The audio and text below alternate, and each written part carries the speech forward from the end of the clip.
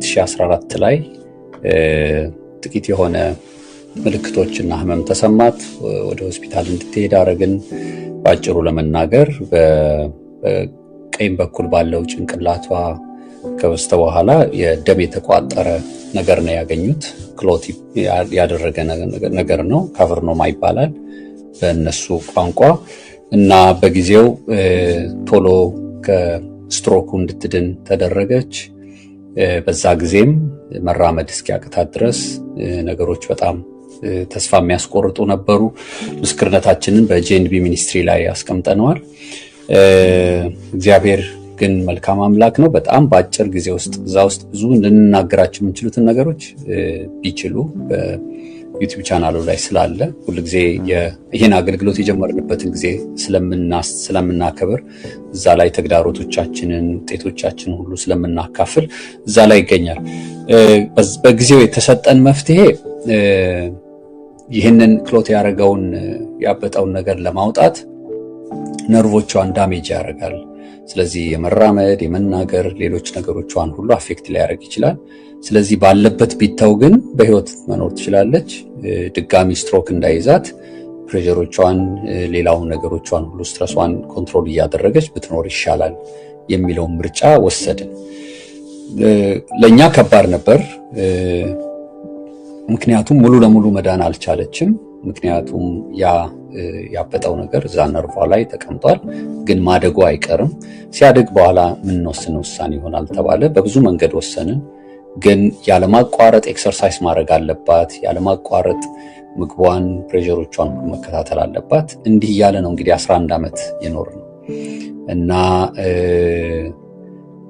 የዛን ጊዜ ልክ ተስፋ በሚያስቆርጥ ሁኔታ ውስጥ እጇም እግሯም ከዚህ በኋላ አይንቀሳቀስም በተባልንበት ጊዜ አንድ ሬማ የሆነን ወይም እምነት የሆነን ነገር እግዚአብሔር በሷ ውስጥ አስቀመጠ። ሁሉ ጊዜ ትለኛለች፣ እኔ እንዳልኩ ሁሉ አላስታውስም ትላለች። ግን ያው ብዙ ነገር እኔ ሪኮርድ ስለማድረግ ሪኮርድ አድርጌያታለሁና የዛን ጊዜ ተስፋ ቆርጠን በቃ ከዚህ በኋላ አገልግሎታችን አቆመ ስንል ምን አለች? አይ እንደውም ከዚህ በኋላ ያለው አገልግሎታችን ይበልጣል።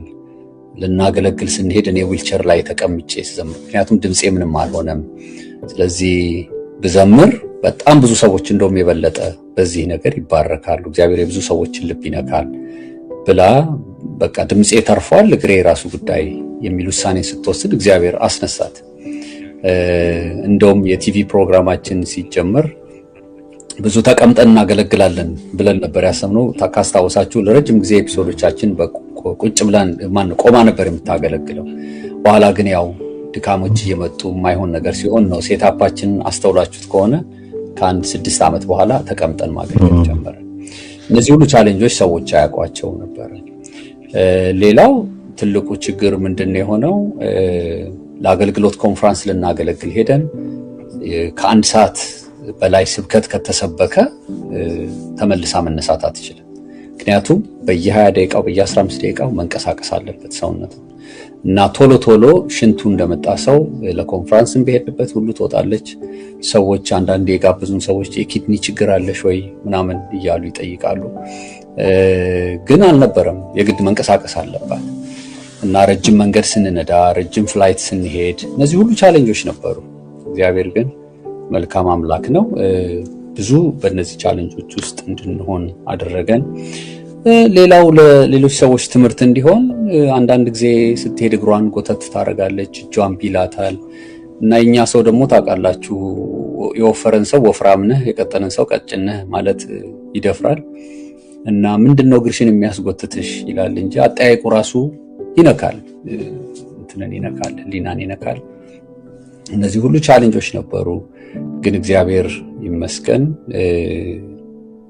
በዚህ ሁሉ ነገር ውስጥ አለፈች። ግን ባለፉት 2 ዓመት ግን ነገሩ እየከፋ መጣ።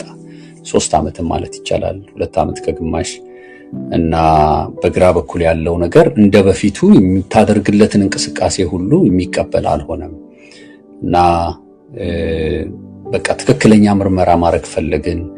በጣም በዚህ ውስጥ ስማቸውን ጠቅሰን የማንጨርሳቸው ብዙ የሕክምና ባለሙያዎች ወዳጆቻችን ያላደረጉት ጥረት የለም። በብዙ መንገድ ሌላ ጊዜ እግዚአብሔር ቢፈቅድ ዶክመንት ስላደረግ ነው ሌላ ጊዜ የምናመሰግናቸው ቢሆንም በዚህ ሁሉ 11 ዓመት ውስጥ ከቤተሰብ ጀምሮ ወዳጅ ጓደኞቻችን፣ የቸርች ሰዎች፣ አካባቢያችን ሰዎች ብዙ ነገር ረድተውናል። ሚስጥራችንን የሚያውቁ ጉዳያችንን የሚያውቁ። አንድ ነገር ግን ሀፕን አረገ ዲሴምበር 2025 ላይ ብዙዎቻችሁ ታውቁት ይሆናል። አሁን ወደ ኢትዮጵያ ገብቷል። ስሙን ብጠቅስ በጣም ደስ ይለኛል። ዶክተር ወንደሰን እና ባለቤቱ ፋሲካ 2017 ላይ አንድ ሰርግ ላይ ተገናኝተን ስለ ብሩክታይት ጉዳይ ያውቃል። ኒውሮሎጂስት ስለሆነ ሐኪም ነው። አንድ ስትሮክ ሴንተር ኢትዮጵያ ውስጥ እንደከፈተ አውቃለሁ እና ዲሴምበር ላይ አሜሪካ መምጣቱን ከባለቤቱ አባት አወኩና ደወልኩለት ሰላምታ ለመባባል ነው እና ግቁት በአንድ ደጃፍ የሚባል የዩቲዩብ ፕሮግራም አለ። አንዳንድ ጥሩ ቁም ነገሮችን በጣም ያስተላልፋልና እዛ ላይ አንዲት የኒውሮሎጂ የሆነች ዶክተር ትናገራለች እና ስለ አንድ ሕክምና ስትናገር በጣም ነገሩ ሳበን እና እሱን ለመጠየቅ ነው ዶክተር ወንደሰን ጋር የደወልንለት። ወንደሰን አዎ እንደዚህ አይነት ሳይንስ አለ፣ ልክ ነው፣ ግን ይሄንን ለመስራት በጣም ታማኝ የሆነ ወይም ለዚህ ፕሮፌሽን በጣም ብቁ የሆነ ሰው ማድረግ አለበት እና ያንን ለማድረግ ደግሞ ፊላደልፊያ ውስጥ አንድ ሐኪም አውቃለሁ አለ። እኛ ይሄንን ጥሪ የምናደርግለት ከፊላደልፊያ እንደሆነ ያወቀ አልመሰለኝም። እኛ 15 ዓመት የኖርነው ሺካጎ ውስጥ ነው። እግዚአብሔር ያለፉት 2 ዓመታት ለኔ የሥራ በር ከፍቶ ወደ ፊላደልፊያ ሙቭ አድርገናል እና ወደዚህ ሙቭ እንድናደርግ እዚህ ያሉ ወዳጆቻችን አሉ፣ ክፍት የሥራ ቦታ አለ፣ አንተ የተማርከው ሶፍትዌር አለ፣ በዛ ስራ ተወዳደራለኝ። በዛ ስራ እግዚአብሔር በሮቹን ከፍቶ ነው የመጣነው። እኛ ለሥራ ነው የመጣነው፣ ሙቭ ያደረግነው። በዚሁ አጋጣሚ ልላችሁን ፈልገው በእያንዳንዱ ጨዋታችን መሃል የእግዚአብሔር ፈቃድ አለበት። አናውቀውም። እኛ ተራውሬን የሚመስለን በቃ ወደዚህ መምጣታችን፣ እኔ ስራ ማግኘቴ በቃ ሺካጎ ያለው ነገር አበቃ፣ ደግሞ አሁን ደግሞ እየሰራን ጌታ እናገልግል ነው። እግዚአብሔር በዚህ ውስጥ የእሷን ነገር ሊጀምር እሷን ሊያክም የሚችለው ሐኪም ፊላደልፊያ እንዳለ ስለሚያውቅ ነበር እግዚአብሔር ወደዚህ ያመጣል። እና አንዳንድ ጊዜ ተራ ወሬዎች የሚመስሉን ነገር ለካ የእግዚአብሔር ፈቃድም አለባቸው። ተራ ሙቭ የምናረጋቸውን እንቅስቃሴዎቻችን ሁሉ ሳይቀር ለካ በቃ ወደ ፈቃድ ውሰደኝ ማለት አለብን የሚል ትምህርት ነው የተማርነው። ኤኒዌይ ስንነግረው ገረመው። እንዴ ፊላደልፊያ ካላችሁ የፊላደልፊያ መታወቂያ ካላችሁ በቃ ይሄን ሰውዬ ጠይቀዋለሁ አለ። ሰውየው በጣም ቢዚ የሆነ ሰው ነው፣ ረጅም ዓመት የሰራ ሰው ነው። በዚህ ነገር በአሜሪካን ከሚታወቁ ሐኪሞች ውስጥ ነው እና ማንኛውም ኒውሮሰርጅን ሊሰራው ስለማይችል ነው የእሷን ኬዝ። ምክንያቱም እሱን ለማውጣት በሚያደርጉት ነገር ነርቮቿን ሊጎዱ ይችላሉ፣ ብዙ ሪስክ አለው እና ሰውየው ጋር ደውልለታለሁ አለ። ለሰውየው ደወለለት። ሰውየው በጣም አጭር ቀጠሮ ሰጠን እና 2025 ላይ እንጸልይ የነበረው ጌታ ሆይ ይሄን እጥ ይዘን እኮ ወደ 2026 ልንሻገር ነው እባክህን ብለን ለምነነዋል ጌታ እና 2026 ሳይገባ 2025 ላይ ሰውየው ሰርጀሪ ሊያረጋት እንደሚችል የሰውየው ሚስት ኦፔራ ሲንገር ናት እና አንቺ ዘማሪ ነሽ፣ ወደ ዝማሬሽ እንድትመለሽ ይፈልጋለሁ ብሎ እግዚአብሔር ልዩ ሸክም ሰውየው ላይ ያረጋበት እና በቃ ይሄን ሁሉ ነገር ስናይ በጣም ደስ አለን። ሁኔታዎች ሁሉ አስደሰተን። እንደውም እሱ ኤምአርአይ እንድትነሳ አረገ። ኤምአርአዩ ላይ ሲታይ እጢው ከበፊቱ የበለጠ በጣም አድጓል። ለዚህ ነው ነርቮቿን ስለተጫነው የሚደረግላት እንክብካቤ ሁሉ ሊሰራ ያልቻለው። የሰርጀሪውን ቀን ለመወሰን ከባድ የሆነው ነገር ምንድነው? የታላቅ ወንድሟ በጣም በጠና ታሞ ነበር። ኦልሞስት ለሞት ደርሶ ነበር። ስለዚህ ይሄ ነገር እያለ ወደዚህ ፕሮሲጀር አንገባም አለን እንጂ ነገሩን ከ2025 በፊት ለማድረግ ወስነን ነበር። ግን ወንድሟ እንደ እግዚአብሔር ፈቃድ እስከ ጃንዋሪ እንደዚህ ቆየ። በመሃል ወደ ጌታ ሄደ። ስለዚህ እሱን ቀብር የሱን ለቅሶ መጨረስ ነበረባት። ከዚያ በኋላ ወደዚህ ሰርጀሪ ስንገባ እኛም ፊት ሞት ነው ያለው፣ እኛም ፊት አደጋ ነው ያለው፣ እኛም ፊት ብዙ ፍርሃት አለ እና ለምንድን ነው ብዙ ሰው እንደዚህ ሚስጥር ያረጋችሁት የሚለው የወንድሟን ሐዘን ቤተሰቡ ሳይጨርስ እኛ ደግሞ ይህንን ነገር ብናረግ በይበልጥ ለወላጅ እናቷ በጣም ተጠንቅቀን ነገሩን ሁሉ የተወሰኑ ሰዎች ብቻ በጸሎት እንዲያግዙን አደረግን። እዚህ ያለንበት የፊላደልፊያ ቤተክርስቲያን ቀድሞ የነበረባት የሻምበርግ መካነ ኢየሱስ ቤተክርስቲያን ለነሱ የጸሎት አዋጅ አወጅን። ለአንድ ወር የጾምና ጸሎት አወጅን እና ይህንን ውሳኔ ልንወስን ነው፣ ጸልዩልን ባካችኋልን። ግን ሰርጀሪው ላይ ልክ ስንደርስ የተነገረን ነገር አስደነገጠን። ምክንያቱም ተራ ሰርጀሪ አይደለም፣ ዝም ብሎ ጭንቅላት ከፍቶ ማውጣት አይደለም። ሙሉ ለሙሉ የራስ ቅሏ ይወጣል። ከዚያ በኋላ ነው ትሪት የሚያደርጉት እና ሰውየው ሲነግረን በዚህ ነገር የመትረፍ እድልሽ 20% ብቻ ነው። 20% ይዘን ነው የምንገባው። በጣም ጥሩ ከሆነ ላኪ ከሆነ 30% ነው ይዘን የምንገባው። ላለመናገር ትቻለሽ፣ ላለመነሳት ትቻለሽ፣ ወይም ላለመቆም ትቻለሽ። ይሄን ሪስክ ትገቢያለሽ ወይ? ግን እኛ ካቨርኖማውን እናወጣዋለን፣ እጢው አትሊስት ይወጣል። ከዚህ በኋላ በህይወት የመቆየትሽን ነገር እና በፊት ወደ ነበርሽበት የመመለስ ነው እንጂ ሌላ ልናረግልሽ አንችልም ማለት። በይበልጥ ይሄ የራስ ቅል መውጣት ምናምን የሚለው ለኛ ሀገርም አይደለም ለሌላም ሰው ነው እንጃ በጣም ከባድ ነበርና መወሰን አለባችሁ ተብለን ሁለታችን ነን እንግዲህ ቤተሰብ ከልጆቻችን ጋር እና ስጠይቃት እግዚአብሔር ከ2 ዓመት በፊት ወደዚህ ከተማ ያመጣኝ ይሄን ሰውዬ እንዳገኝ ነው። ይሄን ሁሉ ፕሮቫይድ አድርጎ እግዚአብሔር ሌላ ነገር አያደርገንም። ስለዚህ 11 ዓመት የጠበቁት የጸሎት መልሴን ፈርቼ አልቀበለውም፣ እቀበለዋለሁ አለች። እግዚአብሔር ያሳልፈኛል አለች። ሰውየው ደጋግሞ የእህቷ ባል ሐኪም ነው። በጣም ደጋግመው እንድናስብበት ያረጉን ነበር።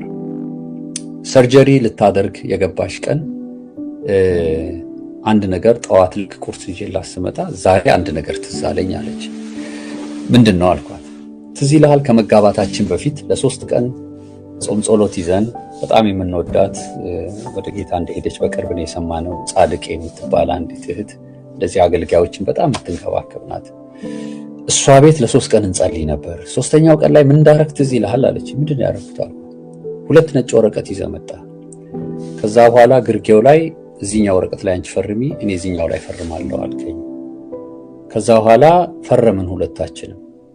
የዛን ቀን የጸለይነው እንደ ከነጎዲያ ነው ሰርጋችን እና የዛን ቀን የጸለይነው ጌታ ሆይ የፈለከውን ጻፍ እዚህ ላይ እኛ ተስማምተናል ብለን ፈረምለት እና ትዝ ይላል። በጣም አስታወስኩት ነገሩ።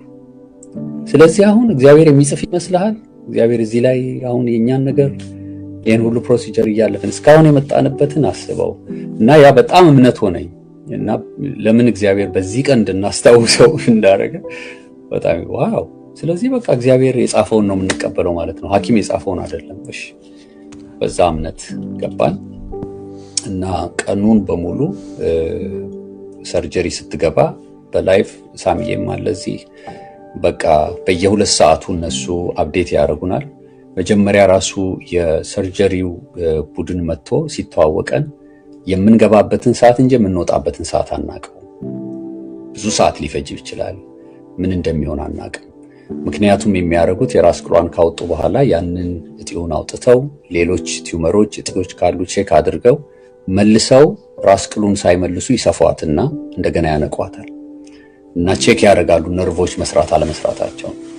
ከዛ በኋላ እንደገና ነው እጢ ምናምን ከተገኘ ለ6 ቀናት ወይ ለ7 ቀን ያለ ራስ ቅሏ በአይሲ ውስጥ ሆናለች። ግን ምንም ነገር ከሌለ መልሰን እንገጥመዋለን እና በቃ ይሄ ሁሉ ነገር በጣም ሆረር ፊልም ነው ለመቀበል ስፔሻሊ እና በሷ እምነት ጫማ ውስጥ እንድንገባ እሷ ባመነችው እምነት እኛም እንድናምን እናንተም የምታውቁት ፓስተር ዘካሪያስ አበረታታን። በቃ ወገኖች ልነግራቸው አልችልም። በቃ ጸሎት እንደሚያሻግር አካል ለብሶ ስጋ ቁርበት አጥንት ለብሶ ያየነው ይሄን ነው ጸሎት፣ የጸሎትን ኃይል። እግዚአብሔር ያንን የ15 ሰዓት የሚሆን 10 ሰዓትን የፈጀባት ቀዶ ጥገናው ተይታ እስክትነቃ ባለው ጠቅላላ ወደ አይሲዩ ክፍል ሲመልሷት 15 ሰዓት ሆነ። በጣም ከባድ ነበር። ግን እግዚአብሔር በጣም በሚገርም ሁኔታ የራስ ቅሏም ለ6 ቀን እንዳይቀመጥ ምንም ነገር ሳያገኙ ያንን ነገር ብቻ አውጥተው መለሷት። ግን ከዛ በኋላ ደግሞ ያ ማለቁ ደስ ብሎን ሳለ ደግሞ ወደ ሌላ ጭንቀት ሄድን። ትናገራለች ወይ፣ መቀመጥ ትችላለች ወይ፣ መቆም ትችላለች ወይ? ይሄ ደግሞ ሌላ በጣም የሚያስፈራ ነገር ነበርና በገባች ቀን በነጋታው መንቃት ጀመረች። እየነቃች ሄደች። ለ15 ሰዓት ስለቆየች ለመንቃትም ያን ያህል ብዙ ይፈጅባታል ብለውን ነበር። ግን ማክሰኞ ቀን ተደረገላት። ሮብ ቀኑ ሙሉ አልተናገረችም። ማታ ላይ ሲሆን አይ ከዚህ በኋላ ካልተናገረች አሁን ነቅታለች፣ ግን ለመናገር እየፈለገች ይላታል። ስለዚህ ሁለት ነገር ነው የሚሆነው። አንድ ነርቫ ተነክቶ ይሆናል የንግግር ነርቫ። ሁለት ደግሞ አናቅም ምን አይነት ነገር በአእምሮዋ ውስጥ በጭንቅላቷ ውስጥ ሰርጀሪ በሚደረግበት ፕሮሲጀር ላይ ምን እንደሆነ አናቅም። ምን ማለት ነው ይሄ? እንደ ጸጉር ቀጭን የሆኑ ብረቶች ሊኖሩ ይችላሉ። እንዲህ አይነት ነገር ያጋጥማል ከስንት አንድ እና ኤምአርአይ ማንሳት አለብን ብለው ኤምአርአይ ላይ ያነሷት ገቡ። ኤምአርአይ ልትነሳ ስትገባ ጩኸቱ የኤምአርአይ ጩኸት ታውቁታላችሁ፣ የተደረጋችሁ አልቻለችም። ስለዚህ በ20 ደቂቃ ውስጥ መለሷት እና ነገ እንሞክራለን አሉ። እኛ መጸለይ ጀመርን። ጉባኤው ይጸልያል፣ ሰዎች ይጸልያሉ፣ ጸሎት አናቋርጥም። በነገራችን ላይ ዛሬም እስከ ዛሬ ድረስ ከሆስፒታል ሳትወጣ አናቆምም ብለው የሚጸልዩ ወገኖች አሉ። እግዚአብሔር ጥሩ ወገኖችን አስነሳልን። ኤኒዌይ ሐሙስ ዕለት ጠዋት የት ነው ያለሽው ሆስፒታሉ ሲላት ጄፈርሰን ብላ ተናገረች። እና አሁን ከዳነች በኋላ እላታለሁ እንዴ ልጅ በወልድ ኖሮ ስሙን ጄፈርሰን ነበር የምለው እያልኳት ትስቃለች። እና ያ ቃል ካፏ ሲወጣ በቃ ነግራቸዋለች። በጣም እግዚአብሔርን አመሰገንን፣ ተደሰትን። እና ከዛ በኋላ በቃ ማቆም አለብን አሉ። ለ3 ለ4 ደግፈዋት መቆም ቻለች። ያው ተደግፋ ማለት ነው። ምክንያቱም ነርቫ ላይ ስለተቀመጠ ለረጅም ዘመን በግራ በኩል ያለውን የሚያዘው ነርቫ እንደ አዲስ ነው አሁን የሚያጠናው፣ መራመድ የሚያጠናው፣ መንቀሳቀስ የሚያጠናው እንዲህ ነው የሚሆነውና ያው እነሱ መናገር መቻሏ መቆም መቻሏ ተደግፋም ቢሆን እና የሚሰማት ስሜቶች እስከ ጥፍሯ ድረስ ሲነት ስትነካ ሴንስ ማድረጓ በቃ ይሄ ሁሉ ለነሱ ሚራክል የሆነላቸው እና ከዚህ በኋላ በሪሃብ ነው በቴራፒ ነው እንደገና ልክ አዲስ ሕፃን ልጅን እንደማስተማር ሆና የምትነሳው። እና ይሄ ነው እንግዲህ እግዚአብሔር ያደረገው ተአምራት እና ከሞት የመነሳት ያህል ነው። በጣም እግዚአብሔር እምነትን በውስጧ ጨምሯል። እንደውም ከትላንት ወዲያ እያወራኋት ሳስቃት ነበር። መዝሙሮቻችንን ገብቼ የተደረሱትን መዝሙሮች በሙሉ ሳይ የእምነት መዝሙሮች በዛ የሚሉት የሷ ናቸው። የኔ ሌላ ርዕስ ላይ ነው የሚያተኩሩት። እና ለካ ይሄ ሁሉ መዝሙር እላታለሁ። እና በጣም እግዚአብሔር ረድቷታል። እግዚአብሔር እንደውም የደከመ ድምጽ ነበር፣ አሁን ግን እየበረታ ድምጿ ሄዷል። ከትላንትና ጀምሮ የገባችበት አዲሱ ሪሃብ ግን እዛው ሪሃብ ውስጥ ስቱዲዮ ያላቸው ቮካል ትሬኒንግ የሚያሰሩ እና ዘማሪ መሆኗን ደግሞ ሲያውቁ በጣም ተደስተው በቃ አንቺማ ሳትዘምሪልን ከዚህ ቤት አትወጭም እያሉ በጣም ኢንካሬጅ የሚያደርግ ትልቅ ሪሃብ ውስጥ ነው እግዚአብሔር እንድትገባ ያደረገው። በዚህ ሁሉ ውስጥ ግን በቃ አንዴ ከፍታ አንዴ ዝቅታ ነበር። ሰርጀሪውን ጨርሳ ወደ ሪሃብ ተላከች። ሪሃብ ውስጥ 10 ቀን ቆይታ በቃ ቤቷ ትሂድና ከቤት እናረግላታለን፣ እዚህ ዋጋውን አትችሉትም ተባለን። ስለዚህ ወደ ቤት ተመለሰች እና እኛ ደስ አለን፣ ጌታን አመስግነን አንዳንድ ነገሮችን ለማድረግ ቁጭ በይ እዚሁ ብለናት ደስ ብሎን ስንሄድ የሆነ ጩኸት ድምጽ ሰሙ። እህቷና የኔ እህት ሮጠው ሲሄዱ ወድቃ ነበር። ምክንያቱም አእምሯ ማድረግ የምትችል ነው የሚመስላት፣ ግን ስትቆም ባላንስ ስታ ትወድቃለች። እና ግን የዛ ጊዜ ራሱ ጭንቅላቷን ቢመታት በቃ እና ጠላት ያን ያህል በቃ ከስር እየተከተለ ነገሯን ለማበላሸት ያላደረገው ጥረት የለም። እና በዚህ ምክንያት ነው ተብሏል። ግን ኤምአርአይ ላይ ምንም ፍራክሽን አላዩ። ሂል እያደረገ ነው ሁሉ ነገር እና እግዚአብሔር ይመስገን። ምንም ይሄን ሁሉ ነገር እግዚአብሔር ነው በእውነት ያደረገው። እና አሁን ያለችበት መብላት መጠጣት ትችላለች። ያው በድጋፍም ቢሆን መነሳት፣ ለመራመድ መሞከር፣ እነዚህ ሁሉ ነገሮች ያው ረጅም ነው። እኛም አውቀን የገባንበት 1 ዓመት ሊፈጅባችሁ ይችላል፣ 8 ወር ሊፈጅባችሁ ይችላል። እግዚአብሔር ደግሞ የጻፈው ሌላ ሊሆን ይችላል። እኛ እግዚአብሔር የጻፈውን ነው። ያ ቅድም ያልኳችሁ ነገር እምነት የሆነ ያንን ያየነው። ለሐኪሙ መጨረሻ ላይ ይሄን ሁሉ ውጤት ሲያይ 70% በዚህ ኬዝ የሰራሁላቸው ሰዎች ካልጋ ላይ አልተነሱ። 70% አንቺ በጣም እድለኛ ሰው ነሽ፣ እነዛ ውስጥ አልገባሽም ነው ያላትና እግዚአብሔር ነው ያደረገው። ይሄን የቅዱሳን ጸሎት ነውና ልክ ከነቃች በኋላ ያለችው አንድ ነገር ትዝ አለኝ አእምሮዬ ውስጥ። ይኸውልሽ እግዚአብሔር እኮ አተረፈሽ፣ እነዚህ ይታዩሻል ዙሙ ላይ ሁሉ ሰው ስላንቺ እየጸለየ ነው አልኳት። ከዛ ምን አለችኝ?